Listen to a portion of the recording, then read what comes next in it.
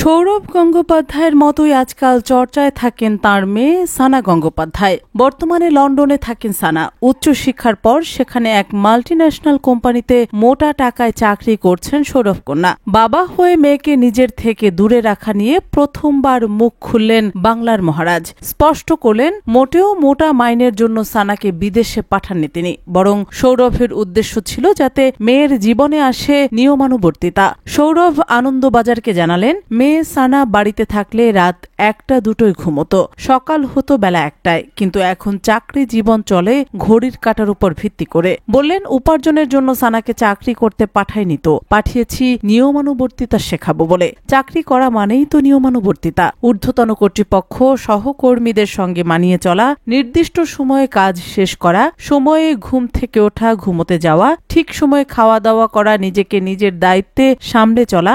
বর্তমানে সৌরভ গঙ্গোপাধ্যায়ের মেয়ে সানার বয়স 24। মেয়ের বিয়ের কথা ভাবছেন মহারাজ। প্রশ্ন শুনেই বেশ অবাক হলেন, বলে উঠলেন, এখনই কি ভাববো বিয়ে নিয়ে? সানা প্রেম করে? সৌরভ স্পষ্ট করলেন, এখনো তা বলেনি মেয়ে। যখন মেয়ে সেরকম কিছু জানাবে তখন ভেবে দেখবেন। এমনকি কোন গুণ থাকলে সৌরভ গঙ্গোপাধ্যায়ের জামাই হওয়া যায় তাও বেশ কাটিয়ে গেলেন দাদা। জানালেন, সেরকম কিছুই ভাবেননি তিনি এখনো। বাবা বিশ্ববিখ্যাত ক্রিকেটার, মা স্বনামধন্য নৃত্যশিল্পী। তবে সানা নিজেকে প্রচারের আলো থেকে দূরে রাখতেই ভালোবাসেন।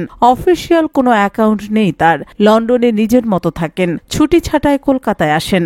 আবার কখনো সৌরভ ও ডোনা চলে যান মেয়ের কাছে লন্ডনে। এর আগে একবার মেয়ের জীবন সঙ্গী নিয়ে প্রশ্ন করা হলে ডোনার কাছ থেকে জবাব এসেছিল, এতে আমার আপত্তি নেই, তবে আমি নিজে ওর জন্য কখনো জীবন সঙ্গী খুঁজতে চাই না। না, আমি ওকে বিয়ের জন্য কখনো জোরও করব না। যদিও বিয়ে করবে না বলেও ঠিক করে, তাতেও আমার আপত্তি নেই।